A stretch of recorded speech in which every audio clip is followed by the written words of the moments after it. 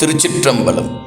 தாயை போல பிள்ளை நான் தட்ட மாட்டேன் தாய் சொல்ல. ஆமா தாய் சொல்ல தட்ட மாட்டேன் தாய் சொல்ல. தாய் நினைவு மட்டுமே இருக்கு, என் தாய் இல்லை இப்ப இல்லை. ஆமா இப்ப இல்லை இல்லை இல்லை. சொல்ல போகிறேன் தாய் சொல்ல, தட்டாமல் கேட்டால் கணக்கில்லை. என்னது கணக்கில்லையா? ஆமாம், பயன் ஏறாலும் தாராளம் வியக்கும் வண்ணும் முன்னேறும். எது முன்னேறும்? வாழ்க்கையும் முன்னேறும், நம்ம வாழ்க்கையும் முன்னேறும். தாயை போல பிள்ளை நான் தட்ட மாட்டேன் தாய் சொல்ல. தாய் நினைவு மட்டுமே இருக்கு, என் தாய் இல்லை இப்ப இல்லை. ஆமா இப்ப இல்லை இப்ப இல்லை. சொல்ல போற தாய் சொல்ல, தட்டாம கேட்டா கணக்கில்லை. பயன் ஏறாலும் தாராளம் வியக்கும் வண்ணும் முன்னேறும், வாழ்க்கை முன்னேறும். அப்ப சொல்லுங்க, இதோ சொல்றேன். நெற்றி நிறைய திருநீரு உன்னை சுற்றி இருக்கணும் அடியாரு. ஆமா, நெற்றி நிறைய திருநீரு உன்னை சுற்றி இருக்கணும் அடியாரு. தாயை போல பிள்ளை நான் தட்ட மாட்டேன் தாய் சொல்ல. தாய் நல்லா தான் சொல்லியிருக்காங்க. நெற்றி நிறைய திருநீரு உன்னை சுற்றி இருக்கணும் அடியாரு. அடியாரு சிவன் அடியாரு. திருநீரு அடியாரு நல்லா இருக்குண்ணே. ஏன் அது திருநீர் நெற்றி நிறைய வைக்க சொன்னாங்க? ஆமாம் சொல்கிறேன் கேளு. சிவபெருமானே 3 கிட்ட வச்சிருக்காரா இல்லையா? அது எதுக்காகண்ணே? அது தெரியாதா உனக்கு? ஒரு 10 நாள் குழந்தைக்கு உடம்பு சரியில்லைன்னா மருந்து அது கொடுக்க மாட்டாங்க. தாய் சாப்பிடுவா, தாய்ப்பால் வழியாக அந்த மருந்து குழந்தைக்கு போய் குழந்தைக்கு உடம்பு சரியாகும். அதுபோல் நாமெல்லாம் 10 நாள் குழந்தை போல, சிவபெருமான் பெற்ற தாய் போல நமக்கு பிறவின்ற ஒரு நோய் இருக்குது. அதனால் 3 கிட்ட திருநீர் அவரே வச்சு காட்டார். எப்படி தாய் மருந்து சாப்பிட்டு நமக்கு அந்த குழந்தைங்களுக்கு உடம்பு சரியாகுதோ, அதுபோல் நமக்கும் இந்த பிறவி நோய் தீரணும்னா நெற்றி நிறைய திருநீர். சரிண்ணே, அது என்ன சுற்றி இருக்கணும் அடியாரு? ஆமாண்டா தம்பி, இல்லைன்னா நாம் சிவயோகம் பண்ண முடியாது. அடியார் கூட இருந்தால் ஆனந்தமாக இருக்கலாம், சுவாமி கிட்டேயே சிந்தனை இருக்கும். ஆனால் அடியாரை விட்டுட்டீங்கன்னா இந்த மனசு கண்டமணிக்கு தெரியும். 5 எழுத்தும் அடியாரும் நம்ம இரு விழியாக இருந்து பார்த்தா ஆனந்தம். சரிண்ணே, நீங்கள் மேலே சொல்லுங்க. கேட்டுக்க. நெற்றி நிறைய திருநீரு உன்னை சுற்றி இருக்கணும் அடியாரு. புற்றிடம் கொண்டார் அரூரு கூடி பற்றி கொள்ளு ஐயாரு. கூடி பற்றி கொள்ளு ஐயாரு. அது என்னென்ன புற்றிடம் கொண்ட அரூரு? அது தெரியாதா? புற்றை இடமாக கொண்டு எழுந்துருளே பெருமான், அதனால் அவருக்கு புற்றிடம் கொண்டார். திருவையாறு அகலாத செம்பொற் சோதி சோதியப்பர். அதனால் ஆரூரையும் ஐயாரையும் கெட்டியாக பிடிச்சிக்கணும் தம்பி. அது மட்டும் இல்லை, திருவாரூரில் தான் நம்ம 63 நாயன்மார் இருக்காங்க இல்லையா? அவங்களுடைய வரலாறை சுவாமியே படி எடுத்து கொடுக்க நம்பி ஆரூர் பெருமான் திருத்தொண்ட தொகை பாடி கொடுத்துருக்காரு. அப்படியானே? எனக்கு தெரியவே தெரியாதே. இனிமேல் தெரிஞ்சுக்கோ. எப்படியாவது உன்னை சைவத்துக்கு கொண்டு வந்து பேரின்பத்தில் கொண்டு போயிடணும். நம்ம எல்லாம் ஆனந்தமாக இருக்கணும். சரியா? மீண்டும் இந்த பிறவிக்கு வரக்கூடாது. சரிங்கண்ணே சரிங்கண்ணே, மேலே சொல்லுங்க. உயிரானேசி கண்டமணி 5 முகம் உத்ராட்சம் கழுத்திலனி. அண்ணே, கண்டமணின்னா என்ன? இந்த 5 முகம் உத்ராட்சம் மட்டுமே அணிய சொல்ல, அதுக்கு என்னென்ன காரணம்? சொல்கிறேன் தம்பி. உயிரானேசி கண்டமணி 5 முகம் உத்ராட்சம் கழுத்திலனி. கண்டமணியை கட்டினா யமன் வரமாட்டான். அப்படியா அண்ணே? அதை பற்றி விளக்கமாக சொல்லுங்களேன். ஆமாம்ப்பா, அந்த மார்க்கண்டேயருக்கு அவர் உயிரை எடுத்துகிட்டு போகிறதுக்காக யம தர்மம் வரப்போ சுவாமி எட்டி ஒரு உத விட்டார். அவன் செத்து விட்டான். அப்படியா? எப்படின்னா அது? ஆமாம், அப்போ யமனுக்கு மறுபடியும் வந்து உயிர் பிச்சை கொடுத்தாரு. உயிர் தெழுந்த யம தர்ம, அதான் அறமகாராஜா, அறக்கடவுள்னு சொல்லணும். சரியா? அந்த அறக்கடவுள் கேட்டார், சாமியன் எதுக்கு உதைச்சிங்க அப்படின்னு கேட்டார். அப்படியாப்பா, உனக்கு சட்டம் தெரியல அதனால் உன்னை உதைச்சேன் அப்படின்னு. சாமி என்ன சட்டம் சொல்லி கொடுங்கன்னு கேட்டேன். அப்போது அவர் சொன்னார், இந்த 36 தத்துவத்தால் ஆனது இந்த உடம்பு. ஆமாம், உடம்பு உடம்பு 60 தாத்வீகத்தால் சேர்ந்து கற்க இந்த உடம்பு. ஆக மொத்தம் 96 நல்லா கேட்டியா? கேட்குதுண்ணே, கேட்குது. சொல்லுங்க 96 தத்துவத்தால் ஆனது இந்த உடம்பு. ஆஹா. அப்படி சுவாமி அவருடைய மேல்நிலையிலிருந்து இறங்கி வர்றாரு இல்லையா, 5 சிவதத்துவத்தில் இறங்குறாரு. அந்த 5 சிவதத்துவத்துக்கு உள்ளார வந்துட்டு அந்த ஆன்மாவை யமன் பிடிக்கக்கூடாது, இதுதான் சட்டம். உடனே யம தர்மராஜா கேட்டார், சாமி அந்த ஆன்மா சிவதத்துவத்துக்குள்ளே வந்துடுச்சுன்னு எங்களுக்கு எப்படி தெரியும் சாமி அப்படின்னு அவர் கேட்டார். அப்போ சாமி சொன்னார், எந்த ஒரு மனிதனும் கண்டமணி கட்டி இருந்தா, திருநீர் 3 கிற்றா வச்சிருந்தா, சிவபூசை செய்து கொண்டிருந்தா, அவனை மட்டும் தொடாத, ஆஹா அவனை மட்டும் தொடாத சொன்னார் சாமி, கேட்டார் அறக்கடவுள். அண்ணே நல்லா புரிஞ்சுதுண்ணே. அதுக்கப்புறம் என்ன இன்னொன்று கேட்டுண்ணே, கழுத்தில் அணின்னு எங்கே சொல்கிறீங்க? கண்டமணி இன்னொருக்கு வேறு ஏதாவது பயன் இருக்கா? இருக்குது தம்பி. அதனால் என்னென்னா, இந்த படிக்கிற பிள்ளைங்க நம்முடைய கல்வி முறை இந்த மெக்கலோன்ற ஒரு ஆங்கிலேயன் கொடுத்த கல்வி முறையை இன்னும் பயன்படுத்திகிட்டு இருக்காங்க. இது மனப்பாட கல்வியாக இருக்குது. அதனால் இந்த மனப்பாடம் ஆற்றல் நன்றாக மிகும். இந்த 5 முக உத்ராட்சம் கட்டினா சரிண்ணே. அது என்ன 5 முக உத்ராட்சம் மட்டுமே கட்டணுன்றாங்க, வேறெல்லாம் முகம் கட்டக்கூடாதா? நல்லா கேட்டடா தம்பி. நிறைய ஒரு பெரிய வியாபாரமே வணிகமேங்க நடந்துட்டுருக்கு. இயற்கையாக விளையிறது 5 முகம் தாண்டா. முதல்ல ஒரு உருத்ர சிவம் இந்த ஆன்மாக்கள்லாம் கடைத்தேரா மீண்டும் மீண்டும் பிறப்புக்கு போதேன்னு கண்ணீர் விட்டார் பாருங்க. அதுலேருந்து ஒரு கண்ணீர் துளி பூமியில் விழுந்து அந்த கண்ணீர் துளியில் இருந்து முளைச்சது தான் அந்த உத்ராட்ச மரம். அதுதான் உருத்திர அக்கம். உருதருடைய அக்கன்னா கண்மணி. அது புரிஞ்சுதா? இப்போது நல்லா புரிஞ்சுது அண்ணே. மேலே சொல்லுங்க. இதோ சொல்கிறேன்டா தம்பி, உன்ன மாதிரி ஆர்வமாக கேட்குறப்ப சொல்லாமல் விடுவேனா? இதுக்கு தானே ஆசைப்பட்டோம். சிவசிவா. சுவாமிக்கு 5 முகம். அது மேல் நோக்கிய முகம் ஈசானம், கிழக்கு நோக்கிய முகம் தற்புருடம், அதுக்கப்புறம் தெற்கு நோக்கிய முகம் அகோரம், அப்புறம் வடக்கு நோக்கிய முகம் வாமதேவம், அப்புறம் மேற்கு நோக்கிய முகம் சத்யோஜாதம். இது என்ன ஒரு சமஸ்கிருதமே இருக்குன்னு சொல்லி அடியன் ஓம் ஈகை முகம் போற்றி, ஓம் தமிழொலி போற்றி, ஓம் அம்பொன் முகம் போற்றி, ஓம் அம்மையப்பர் போற்றி, ஓம் பராபரமே போற்றின்னு அடியன் பூசையில் மாற்றி வச்சுக்கிட்டேன்டா தம்பி. சில பேர் அதை பண்ணக்கூடாதுன்னு சொல்கிறாங்க. இருந்தாலும் என்னுடைய அன்பு சாமி அற்புதமாக காட்சி தரார். அதனால் அடியன் இப்படியே சொல்லிக்கிறேன். சரிண்ணே மேலே சொல்லுங்கள். அற்புதமாக இருக்குது கேட்குறதுக்கு விஷயம். இதோ சொல்கிறேன் தம்பி. அதனால் 5 முக உத்ராட்சம் அணியிறது தான் சிறப்பு. சரியா? மிச்சம்லாம் இந்த ஹைபிரிட் 2 வாழைப்பழம் ஓட்டுறது, 3 வாழைப்பழம் ஓட்டிக்கிறது பாருங்க. அந்த மாதிரி ஒரு ஓட்டிக்கின்னு பிறகுற உத்ராட்சத்தெல்லாம் விட்டுவிடுங்க. ஒரு முகை உழவு கொடுத்து வாங்கணும். அதுவும் பெருசாக போட்டால் அது விலை அதிகமாக வாங்குறாங்க. அன்பு செய்யுங்க, எளிமையாக இருங்க, பணிவாக இருங்க, பொறுமையாக இருங்க, நிதானமாக இருங்க, உள்ள பூசை பண்ணுங்க. இதெல்லாம் தாண்டா அம்மா சொல்லிட்டு போனாங்க தம்பி. நல்லா சொல்லியிருக்காங்கண்ணா அம்மா. மேலே சொல்லுங்கண்ணே. நல்லா அம்மா உங்களுக்கு கிடச்சிருக்காங்க. ஆமாண்டா தம்பி. 5 முகம் உத்ராட்சம் மட்டுமே வாங்கி நாம் அணியிறது சிறப்புடா தம்பி. சரியா? மற்றெல்லாம் விலை கொடுத்து வாங்கி வியாபாரம் ஆக்கக்கூடாது. சரியா? சரிங்கண்ணே 5 முகம் நானும் அடியனும் கட்டிக்கிறேண்ணே. அடடே பரவாயில்ல, நானுன்னு சொல்லாமல் அடியன்னு சொல்ல வந்துட்டியே. ஆமாண்ணே, உங்கள் கூட பேசுகிறேன்ல, இது கூட சொல்லலைண்ணே. இப்படி நீங்களே அடியன்னு சொல்லிக்கிறீங்க. அப்போ நான் சொன்னால் அது அகந்தை தானே? ஆமாம் தம்பி, பின்னாடி வருது. ஆணவத்தை பற்றியும் சொல்ல போகிறோம். இந்த பதிவுக்கு நிறைய அன்பர்கள் ஒரு ஊக்கம் கொடுத்தாங்கன்னா இதை நாள் கணக்கா, திங்கள் கணக்கா, ஆண்டு கணக்கா, ஆயுள் முடியும் வரையும் தொடர்ந்து இந்த பதிவை போட்டுகிட்டே போகலாம். ஆனால் அன்பர்கள் ஊக்கம் கொடுக்க மாட்டேன்றாங்களே. அதை விடுங்கண்ணே, நீங்கள் விஷயத்த சொல்லுங்கண்ணே. சரிப்பா சொல்கிறேன். இது நல்ல கதையாக இருக்க, நல்லா வாங்குகிற விஷயத்த நீ கேட்டு சிவசிவா. உயிரானே சீகண்டமணி 5 முகம் உத்ராட்சம் கழுத்தில் அணி. கழுத்தில் இதுதான் சிறந்த அணி. இந்த தங்கத்தில் செயினுக்குன்னு எல்லாம் போட்டு போனால் அதை ஒய்கொல்லின்னு பெரியவங்க சொல்லியிருக்காங்க இல்லையா? நகையாக இருக்கும்போது கழுத்தை அறுத்துட்டோன்னா என்ன பண்ணுறதுரா தம்பியே?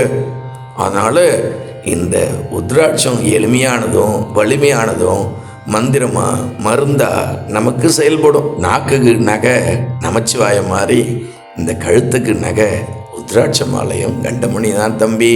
அண்ணே ரொம்ப சிறப்பாக சொன்னீங்கண்ணே, மகிழ்ச்சியாக இருக்குது, செலவே இல்லை, ஆனந்தமாக இருக்கு அண்ணே. ஆமாண்ணே தம்பி, எளிமையாக வாழ்கிறது தான் நம்முடைய சைவம், அன்போடு இருக்க சொல்கிறது தான் நம்ம சைவம், எல்லா உயிர்களையும் நேசிக்க சொல்கிறது தான் நம்ம சைவம், சரியா? அறிவின் வடிவத்தை பூசை பண்ணுன்னு சொல்கிறது தான் சைவம், சரியா? அப்படி சொல்லிகிட்டே போகலாம். அம்மா மேலே சொல்லியிருக்காங்க, நெற்பயிரா விளைஞ்சின் ஆளும் பணி, சொற்கோயில் திருமுறை ஓது பணி. அண்ணே பணின்னா என்னென்ன வேலை செய்கிறதா? டே தம்பி, என்னடா பணின்னா பணிவிடா, சாமி வணங்கணும். எப்படி இருக்கணும்? நம்ம சைவத்தில் சொல்கிறாங்க, இந்த நெல் பயிர் விளைஞ்ச உடனே என்ன பண்ணோம்? அப்படியே சாஞ்சிருமா இல்லையா? அந்த மாதிரி அடியார் கோலத்தையும் ஆண்டவனையும் பார்த்த உடனே ஒரே மாதிரி மகேஸ்வரையும் ஒரே மாதிரி நினச்சி வணங்கிடணும் தம்பி. அப்படி வணங்கிட்டா நீ நிறைய பக்குவத்துக்கு போயினுக்கிறன்னு பொருளாயிடும், சரியா? அதை தான் சைவத்தில் ரொம்ப தாழ்மையோடு இருக்கணும், பணிவோடு இருக்கணும், பொறுமையோடு இருக்கணும், நிதானமாக இருக்கணும். அப்படி இருக்கின்ற ஒரு ஊழ் வாங்கி ஒரு விதியை வாங்கிக்கிட்டு இந்த பிறப்பில் பிறந்து எத்தனையோ இதிலேருந்து கடை தேறி சிவபூசை பண்ணி சிவனே கடவுள்னு ஒரு நெறிக்கு வரோம் பாருங்க, சிவநெறிக்கு. இது பெரிய விதிகள் இருந்தால் தான் நடக்குமாண்டா. இல்லைன்னா 84 லட்சம் யோனி பேதங்களில் ஏதாவது ஒரு உயிராக போய் பிறந்து மீண்டும் மனித பிறப்பறதுக்கு எவ்வளோ நாள் ஆகுமோ தெரியாதா தம்பி? தெரியுதா? சரிண்ணே. அது என்னென்ன சொற்கோயில் திருமுறை ஓது பணி அப்படின்னு சொல்லியிருக்கீங்களே, அம்மா சொன்னாங்கன்னு. ஆண்டா தம்பி, இந்த சொற்கோயிலாக இருக்கிற 12 திருமுறையில் 18,000 பாடலுக்கு மேலே இருக்குடா. அந்த பாடல்கள் தான் நமக்கு தேன் மாதிரி மொத்தம் 27 ஆசிரியர் பெருமக்கள் அதை பாடி கொடுத்துருக்காங்க. அதில் மூவர் முதலில் ரொம்ப முக்கியமானவங்க. ஏன்னா இந்த உலகத்தில் நம்ம துன்பம் இல்லாமல் வாழ்வதற்கு அவங்களுடைய பதிகங்களை ஓதணும். அப்புறம் திருவாசகம் இருக்குது, 8ஆம் திருமுறை, அது பேரானந்தத்துக்கு போகிறது. சிவனை தவிர வேறு எதுவுமே வேண்டாதது, சரியா? அப்படி அது 4 மட்டும் இல்லை, தொடர்ந்து 27 ஆசிரியர் பெருமக்களில் ஒரு சிறப்பு என்னன்னா, மதுரை ஆளவாய் சொக்கநாத பெருமானே பாடியிருக்காரா. அப்படியாண்ணே, என்னன்னா சிவபெருமானே பாடியிருக்காரா? அட என்ன பாடியிருக்காராவா? தில்லையில் மாணிக்க வாசகர் சொல்ல திருக்கோவையார் திருவாசகம் 2 நூலை, அதுவும் பாவை பாடிய வாயால் கோவை பாடுகன்னு கேட்டு வாங்கினார்ரா. அதனால தான் அடியனுடைய காதல்ன்ற தலைப்பில் காதல் கவிதைகளை தொடர்ந்து எழுதிட்டு வரேன். சில பேர் அருவருக்கிற மாதிரி பார்க்குறாங்க, அதை பற்றி அடியனுக்கு கவலை இல்லை. மாணிக்க வாசகரே சுவாமியே கேட்டு வாங்கினார். அகத்துறையும் ஆசிரியர் மாணவர் உரையும் 2 சேர்ந்தது தான் சன்மார்க்கம். சன்மார்க்கத்தில் 2 துறையும் இருக்குது இல்லையா? அப்போ சுவாமியே கேட்டு வாங்கின நூலாச்சு அகத்துறை. தலைவன் தலைவி, காதலன் காதலி, அந்த காதல் எப்படிப்படுதுன்னு நம்மளும் எழுதி பார்க்கணுமா இல்லையா? இதை நீங்கள் ஏன் உலகியல் காதலாக எடுத்துக்கிறீங்க? அந்த காதல்ன்ற தலைப்பில் எழுதுறது மொத்தத்தையும் பேரின்ப காதலாக எடுத்து படிங்க, அப்போ சிறப்பு. ஆமாண்ணே, அடியே நான் கூட படிக்கிறேன். சரி தம்பி, நம்ம போகலாமா? பாட்டுக்கு போகலாமா? நெற்பயிரா விளைஞ்சி நாளும் பணி, சொற்கோயில் திருமுறை கேட்டேன் இல்லையே? ஆமாண்ணே, சொல்லுங்கள். திருமுறை தாண்டா நம்முடைய வேதம், தமிழ் வேதம்னு தமிழ் வேதம் பாடினார், தாளம் பெற்றார்னு தெய்வச்சிக்கர் பாடியிருக்காருரா. சாமி இந்த 18,000 பாட்டுக்கு, அதாவது 18,000க்கு மேலே இருக்குது, சரியா? அப்புறம் சொல்கிறேன் உனக்கு, பார்த்து 18,000 பாட்டு மேலே இருக்கிற அந்த 12 திருமுறை எல்லார் வீட்டு வழிபாட்டறையிலையும் வைக்கணும். திருக்குறளும் திருமுறையும் அற்புதமாக இருக்கணும். சொற்கோயில் அமைக்கணும். அது தினந்தோறும் தூப தீபம் காட்டி ஆராதனை பண்ணி தான் சென்னி மீது சூடி ஆடணும். சென்னி சூடுன்னு திருமூலர் கூட திருமணத்தில் பாடியிருக்காரு. ஆடுகின்றலை கூத்துடையான் கேட்கலை, சூட்டுகின்றதும் இல்லை சூடுகின்றதும் இல்லைன்னு சொல்லி மாணிக்கவாசன் சொல்கிறாரு. கையால் தொழுது உன் கழச்சேவடிகள் கழுமத் தழுவி கொண்டு ஐயா அதென்றன் தலைமேல் வைத்து பெருமான் என்று அவர் சொல்லிட்டு போயிருக்காரு. இப்படி நம்ம சேரமான் பெருமாள் நாயனாருக்கு கடிதம் கொடுத்தாடினார் இல்லையா பானபத்திரர்கிட்ட. அந்த பானபத்திரர் தான் தலையிலேயே சுமந்துட்டு போனதாக காட்டுறாரு அந்த கடிதத்தை. அதுதான் மதிமொழி புரிசை மாடக்குழல் 11ஆம் திருமுறையில் வருகின்ற சிவருமானே எழுதின பாட்டுப்பா, சரியா? சொல்லுங்கண்ணே. ஆமாம், அது அங்கே சேரமான் பெருமாள் யார்கிட்ட போனால் அவர் வாங்கி தான் தலையில் வச்சுன்னா அவரு கூத்தாடினாராம்மா. பாருங்கள், இது மட்டும் இல்லை, அந்த சுரவாதம் அனல்வாதம் புனல்வாதம் செய்கிறப்ப வைகை நதி ஆற்றுல அற்புதமாக அந்த வாழ்கந்தன ஏடு போகுது. அதை குளச்சிற ஏடகத்தில் போய் ஆற்றுல இறங்கி எடுத்துட்டு தான் தலையில் வச்சுக்கிட்டு அந்த கோயிலை 3 முறை வளம் வந்திருக்கார். எவ்வளோ அகசான்று இன்னும் சொல்லிகிட்டே போகலாம். அதனால் இந்த உலகத்தில் எல்லாரும் அடியாடின்னு சொல்லி பார்த்துட்டா தம்பி, திருமுறையை தலையில் எடுங்க, திருமுறையை தலையிடுங்க. லட்சக்கணக்கான பேர் திருமுறையை தலையில் எடுத்து வீட்டில் கும்பிட்டு நம்ம வலம் வந்தோம்னா ஒரு சைவர்கள் இந்த ஆட்சியாளர்களாக இங்கே வருவார்கள். சத்தியமாக அது நடக்கும் என்று பெருமான் அடியனுக்கு உணர்த்தினார். அடியன் தான் 18 ஆண்டுகளாக திருவண்ணாமலையை கிரிவலம் வந்துட்டு திருமுறை சுமந்துட்டு இதுவரை 7040 பேருக்கு பன்னீர் திருமுறை கொடுத்துருக்கேன். இந்த பன்னீர் திருமுறை பரவ செய்யுங்கன்னா சின்ன சின்னதான அதுலேருந்து பாட்டுகளை எடுத்து போட்டுக்கிட்டு அதை விற்றுட்டு வணிகமாக பண்ணிகிட்டு இருக்காங்க சிலர். என்ன பலர் நல்ல ஆன்மாக்கள், சிலர் அப்படி தான் இருப்பாங்க. ஒன்றும் பண்ண முடியாது. இது யுகம், கலியுகம். சரியா? சொல்லுங்கண்ணே, நீங்கள் மேலே சொல்லுங்கண்ணே. அதை சொல்கிறேன்டா தம்பி. அதனால் அந்த சொற்கோயிலாக்கி திருமுறையை நாளும் ஓதணும்னு அம்மா சொன்னாங்கடா. அதை செஞ்சுட்டு வரேன். நாளும் பூசை பண்ணுறேன். சரியா? அந்த பூசைன்ற போகிறப்போ அதை பற்றி சொல்கிறேன், பூசையை பற்றி. அதனால் திருமுறை நம்ம எல்லாருடைய தமிழருடைய வீட்டையும் கண்டிப்பாக இருக்கணும்ப்பா. ஒவ்வொரு பாட்டும் தேன் மாதிரி இருக்கும். இந்த உலகத்தில் யாரெல்லாம் கவிஞர்கள் என்று சொல்லிக்கிறாங்களோ, பாடலாசிரியர்னு சொல்கிறாங்களோ, அத்தனை பேரும் இந்த திருமுறையில் தான் சொல்லி எடுத்து எழுதிட்டு இருக்காங்கன்றது தான் சத்தியமான உண்மை. சரியா? இதை புரிஞ்சுக்கிட்டா பேரின்பத்துக்கு போகலாம். திருமுறை ஓதனா இந்த உலக வாழ்க்கையில் ஒரு துன்பம் கூட இல்லாமல் இன்பமாக அடியனை போல வாழலாம். ஆமாண்ணே, இனிமேல் அடியனுக்கும் ஒரு திருமுறை கொடுங்க. சரியா? சரிப்பா, கண்டிப்பாக தரேன். எல்லாருக்கும் தந்திருக்கோம், உனக்கு தர மாட்டேன்னா இவ்வளோ ஆர்வமாக கேட்குறியே. அதனால் திருமுறை ஓதணும், திருமுறை ஓதி பூசை பண்ணணும். பூசைன்றீங்க, அந்த பூசை பண்ணால் தீட்சைலாம் வாங்கணும்லாம் சொல்கிறாங்கண்ணே. ஆமாப்பா தம்பி, ஒரு சமய தீட்சை வாங்கிக்கேன். எவ்வளோ குருமார்கள் தராங்க, எவ்வளோ ஆதீனங்கள் இருக்காங்க. போய் ஒரு சமய தீட்சை வாங்கிட்டேன். நல்லது தானே தம்பி, வாங்கிட்டே செய்யலாம். இல்லை அன்பு பூசை பண்ணு. அப்பாவை பெத்த அப்பாவை பாத பூசை பண்ணுறது யார்கிட்டயா கேட்க முடியுமா? அந்த மாதிரி திருவடி, பரசிவத்துடைய திருவடி தான் நம்முடைய சிவலிங்கம். ஆழ்ந்தகன்ற நுண்ணியது சதாசிவமூர்த்தம். அது அற்புதமாக பூசை பண்ணேன். சரியா? சுவாமி தானாக தேடி குரு அனுப்புகிறார் உனக்கு. உன்னுடைய அன்பை பார்த்துக்கிட்டு தீவிரதர பக்குவத்தில் இருந்தேன்னா குரு தானாக தேடி வருவார். மாணிக்கவாசலுக்கு வந்தாரா இல்லையா திருப்பெருந்துறையில்? அந்த மாதிரி உனக்கு வந்துட்டு போகிறாரு. சரிண்ணே, நீங்கள் சொல்கிறது பார்த்தா ரொம்ப ஆர்வமாக இருக்குது. செய்யணுண்ணே, பூசையும் பண்ணணும். சரிங்கண்ணே, மேலே சொல்லுங்கண்ணே. தாயை போல பிள்ளைண்ணா தட்ட மாட்டேன் தாய் சொல்ல. ஆமாண்ணே, சொல்லுங்க. தாய் நினைவு மட்டுமே இருக்கு, என் தாய் இல்லை எப்ப இல்லை. ஏண்ணே இல்லைன்னு சொல்கிறீங்க? அப்போ எங்கே தான் போயிருப்பாங்கண்ணே? நல்லா கேட்டுடா தம்பி. இந்த பாருங்க, சுவாமி எப்படி நித்தியமான பொருளோ அதே மாதிரி உயிரும் நித்தியமான பொருள் என்று நீ அன்று நான் தாயுமானவர் கூட சொல்கிறார். என்னால் உயிர்களுக்கு அழிவே இல்லை, எப்பவும் சுவாமி கூட. அது 3 நிலையில் இருக்கும். பாடான நிலைன்னு ஒரு கல் மாதிரி இருக்கிற நிலைக்கு போச்சுன்னா இருட்டில் போயிட்டே இருந்தேன்னா எவ்வளோ தூரம் நீ போக முடியண்டா தம்பி? கும்பிட்டு வந்தேன்னா அதுக்கு மேலே காலை எடுத்து வைக்க முடியாது, பயந்துரும் இல்லையா? அப்படியே இருட்டில் பல ஆண்டுகளாக இருந்தேன்னா ஆகும், ஒரு கல் மாதிரி ஒரு நிலை ஏற்படும். அந்த கல் மாதிரி நிலை கேவல நிலையிலேருந்து அசைச்சு நம்மளை மேலே கொண்டு வர்றா தம்பி சாமி. எப்பேற்பட்ட கருணை! நம்ம வாழ்கிறதுக்கு பூமி கொடுத்தார் இல்லையா? அதை தான் தத்துவங்களை விளக்கும்போது அடியன் உனக்கு சொல்லித்தரேன். சரியா? சரிண்ணே. இப்போ சொல்லுங்கண்ணே.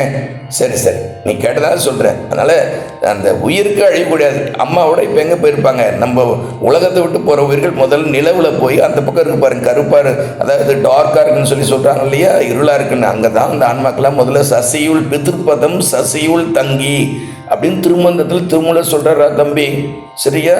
அதுக்கப்புறம் வெவ்வேறு அந்தந்த உலகங்களுக்கு போகும். ஆனால் ஞானிகள் அப்படி இல்லை, அவங்க ஒரு பெரிய நட்சத்திரமாகவே மாறுவாங்களாம். அதுதான் அவங்களுக்கெல்லாம் பூசை பண்ணும்போது குரு பூசை போது நட்சத்திரம், நமக்கெல்லாம் திதின்னா வேற ஒன்றும் இல்லை, நாள் தான். சரியா? சரிண்ணே, ரொம்ப அற்புதமாக சொல்லியிருக்கீங்கண்ணே, ரொம்ப பிடிச்சிருக்குண்ணே. மேலே சொல்லுங்கண்ணே. அம்மா மேலே சொல்லாங்கடா, நெஞ்சம் விட்டு விலகாம நீ கொஞ்சி இருக்கணும் சிவனோடு. ஆஹா அண்ணே, அருமண்ணே. தஞ்சம் என்றவன் தாழ் சேரு அஞ்சும் மாணவ மண்ணோடு. நெஞ்சம் விட்டு விலகாம நீ கொஞ்சி இருக்கணும் சிவனோடு. தஞ்சம் என்றவன் தாழ் சேரு நீ அஞ்சும் மாணவ மண்ணோடு.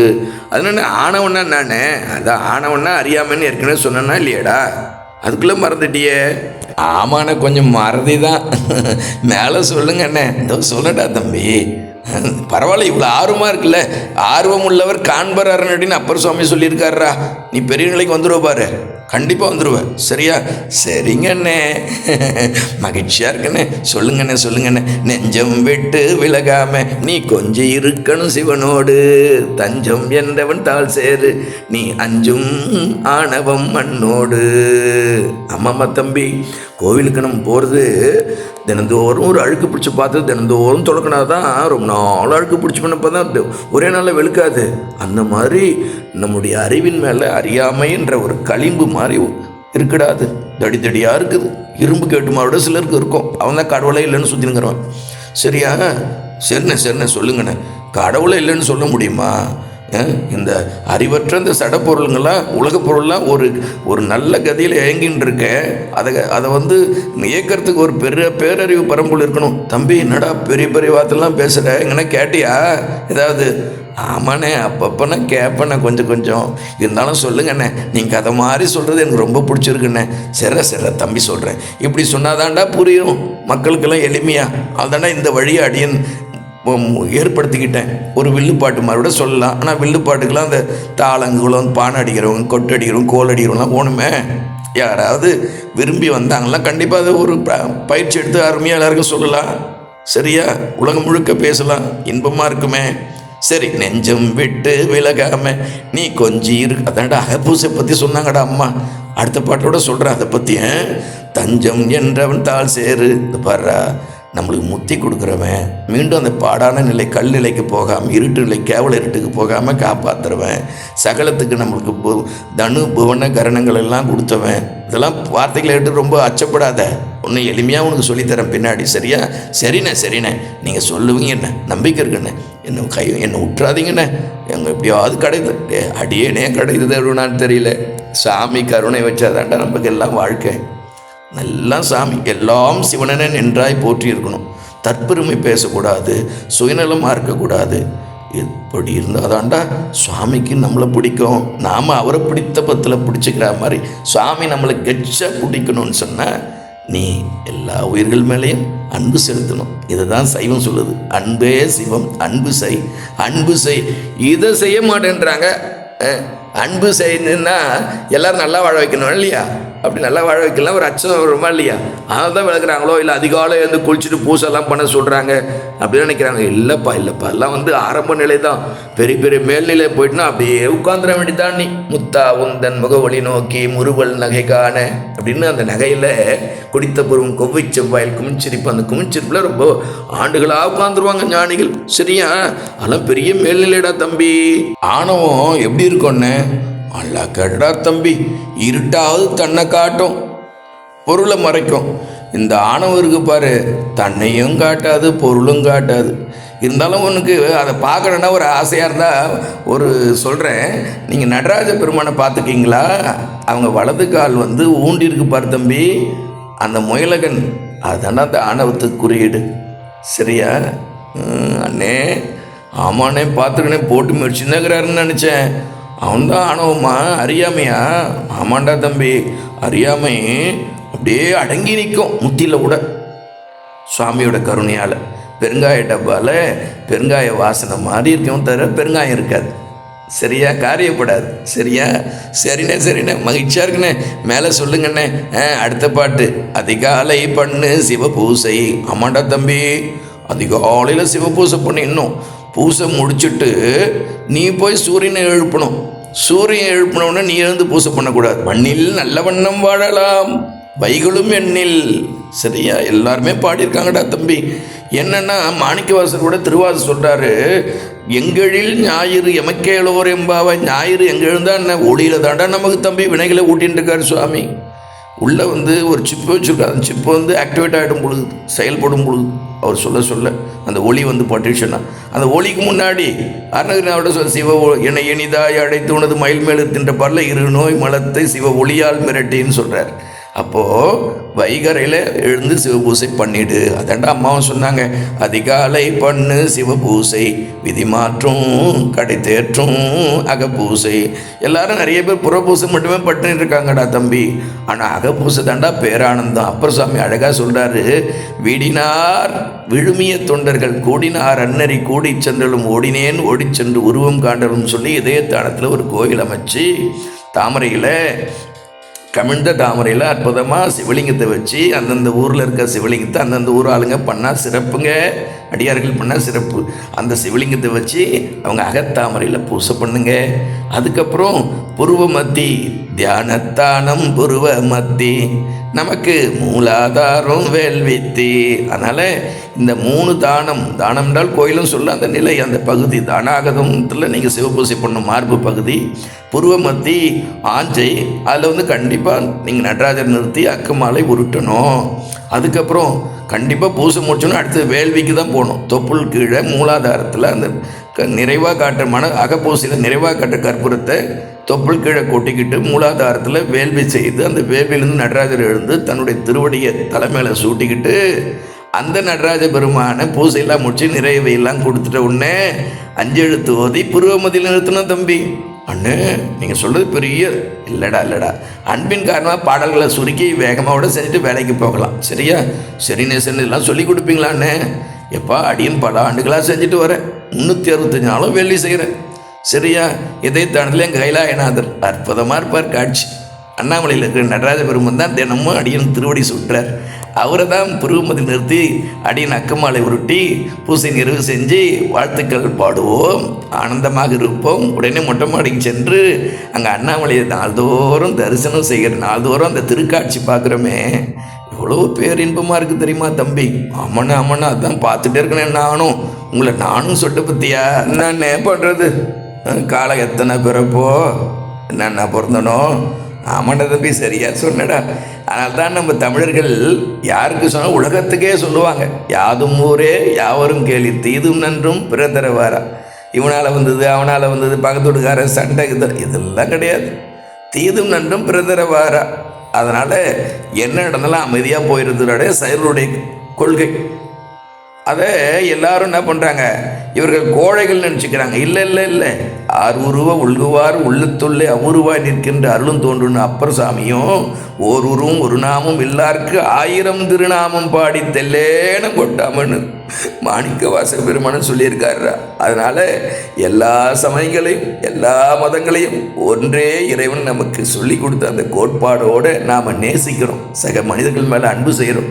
இந்த அன்பை புரிஞ்சிக்காம இந்த உலகமே அன்பு மயமாகணும், அதுதான் உலகெல்லாம் சிவகுருன்னு சொல்லிட்டு அடியன் இந்த திருக்கூட்டத்தை 18 ஆண்டுகளாக தொடர்ந்து நடத்திட்டு வரேன். இதுக்கு தலைவர் அண்ணாமலையார், செயலாளர் உண்ணாமுலைத்தாய், பொருளாளர் சண்டேச நாயனார், அமைப்பு செயலர் அதிகாரி நந்திய பெருமான். இல்லை பாருங்கள், மனித தலைவர்களோ தலைகள் எல்லாமே தெய்வத்தன்மைகள் பொருந்தியவர்கள் தான் பொறுப்பில் இருக்காங்க. அல்லது 18 ஆண்டுகளாக நடக்குது. சரியாடா தம்பி? ஆமாண்ணே சிறப்பாக இருக்கு. அடியும் தான் வரணும் உங்கள் கூட. மலைவளம் ஒவ்வொரு தமிழ் திங்கள் முதல் நாளும் 12 திருமுறை சூடிக்கிட்டு அழகாக ஆடி பாடி அடியார்கள் பெரிய புராணம் பேசிக்கிட்டு ஆனந்தமாக இருக்குன்னு உங்கள் கூட வர்றது. சரிடா தம்பி, நம் பெருமை எதற்குடா தம்பி? சிவன் பெருமையே பேசுவோம். சரியா?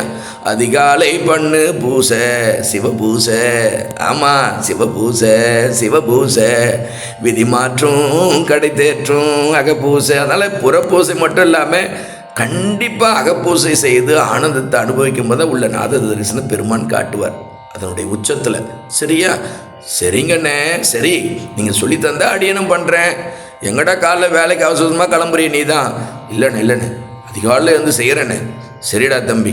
தியானத்தானம் புருவ மத்தி நமக்கு மூலாதாரம் வேள்வித்தானோ, ஆரூர் மூலாதாரம் வேள்வித்தானோ. தானமாக செய்யணும், ஆனந்தமாக செய்யணும். பூசையில் கண்டிப்பாக கண்கள் கசிந்து கண்ணீர் வரணும். அப்படி கண்ணீர் வந்தால் சாமி தங்களுடைய பூசையை ஏற்றுக்கிட்டாரு அப்படின்னு அவங்களுக்கு பொருளாயிடும். சரியா? நம்ம கூட ஒரு சில நாட்கள் வராது, ஒரு சில நாட்களில் வருது. சரியா? அப்போ என்னென்னா நம்ம இந்த மாதிரி பாட்டு, அதாவது இது ஏன் இந்த மாதிரி பாடல்கள் எடுத்துக்கிட்டு இருக்கேன் 12 திருமுறை இல்லை ஒரு சமயம்னு சொன்னால் அதில் அருளாளர்கள் தோண்டினே இருப்பாங்க. அருளாளர் தங்களுடைய அனுபவங்களே பாடலாக தந்துனே இருப்பாங்க. அப்படி இருந்தால் தான் அது சைவ சமயம். அதனால் பல பேர் பாடியிருக்கார். நம்ம ஈசான தேசியர் பாடியிருக்கார், குரு நமச்சிவார் பாடியிருக்கார். இப்படி பாடல்களாக பாடி வள்ளலார் பாடியிருக்கார் சென்ற நூற்றாண்டில். சரியா? அதனால் மூலத்தை பிடிச்சிக்கணும், திருமுறையை பிடிச்சிக்கணும், 12 திருமுறை ஆசிரியர்களை போற்றணும். அதிகாலை பண்ணு சிவபூசை, அமன சொல்லுங்கண்ணே. அதிகாலை பண்ணு சிவபூசை, விதி மாற்றும் கடை தேற்றும் அகபூசை, தியானத்தானம் புருவமத்தி, நமக்கு மூலாதாரம் வேள்வித்தி. ஆமாப்பா தம்பி, அந்த வேள்வித்தானத்தையும் பூஜா தானத்தையும் புருவ மத்திய ஆஞ்சத்தானத்தில் இருக்கிற அந்த தியானத்தானத்தில் நன்றாக நிறுத்தி அக்குமாலை உருட்டி நெக்குள் ஆர்வம் மிகப்பெரிய அக்குமாலை கொண்டு கையில் எண்ணுவார். அக்குமாலை உருட்டி 5 எழுத்து எண்ணுகின்ற கை அழகு கை. அப்போ மற்ற கை சொல்லக்கூடாது, வரலாம். தியானத்தானம் புருவ மத்தி, அப்படி தியானிக்கணும். அதை தமிழில் தேனிப்புன்னு சொல்லுவாங்க. நமக்கு மூலாதாரம் வேள்வித்தானம், வேள்வி செய்யணும். சரியா? சரிங்கண்ணே, ரொம்ப ஆர்வமாக இருக்குண்ணே. நாளும் இந்த மாதிரி சொல்கிறீங்களா? எனக்கு நட தம்பி சொல்கிறதுக்கு நீங்கள் கேட்கணும், ஊக்கம் கொடுத்தா சொல்ல போகிறேன். வந்தால் தானே. தாயை போல பிள்ளைனா தட்ட மாட்டேன் தாய் சொல்ல, தாயை போல பிள்ளை நான் தட்ட மாட்டேன் தாய் சொல்ல, தாய் நினைவு மட்டுமே இருக்கு, என் தாய் இல்லை எப்போ இல்லை. ஆமாம் இல்லை சொல்ல போகிறேன் தாய் சொல்ல, தட்டாம கேட்டா கணக்கில்லை, பயன் ஏறாலும் தாராளும் வியக்கும் வண்ணம் முன்னேறும், வாழ்க்கை முன்னேறும். அன்பர்களே, எளிமையாக ஒரு கதை போல மனதில் பதிய வைப்பதற்கு இது ஒரு உத்தியாக அடியேன் அண்ணாமலையார் அருளாலே நால்வர் பெருமக்கள் குருவருளாலும் தொடங்கியுள்ளேன். அன்பர்கள் காட்டுகின்ற ஆர்வத்தை போல பதிவுகள் தொடர்ந்து வரும். சிவா திருச்சிற்றம்பலம். அண்ணாமலைக்கு அரோகரா.